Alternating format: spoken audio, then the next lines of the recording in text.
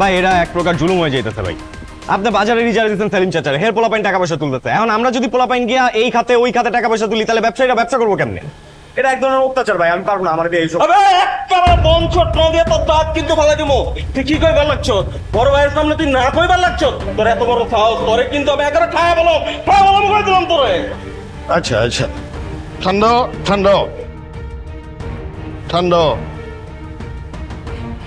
শোনো মিয়া রোহান, এই যে আমরা আমাকে হকটা লই এমনি এমনি তুমি এটার চান্দা কইলা, আর ওরা যে ব্যবসা বাণিজ্য করতেছে বাজারে আমরা তাকে সিকিউরিটি দিতেছি না,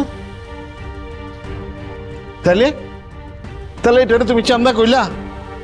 আরে মিয়া, আপনি বাঁচলে বাপের নাম, আগে নিচে বাঁচো।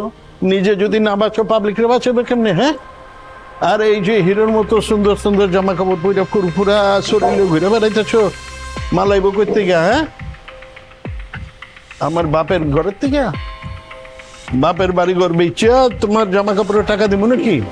হ্যাঁ, শোনো মিয়া, পাবলিকের কাছে পয়সা লও, ওর মধ্যে থেকে কিছু দেশের উন্নয়নে খরচ করো, কিছু নিজের উন্নয়নে খরচ করো, আর বাঁচলে কিছু আমারে দিও। এটাই তো, এর বাইরে তো আর কিছু না। হ্যাঁ, ঠিক আছে।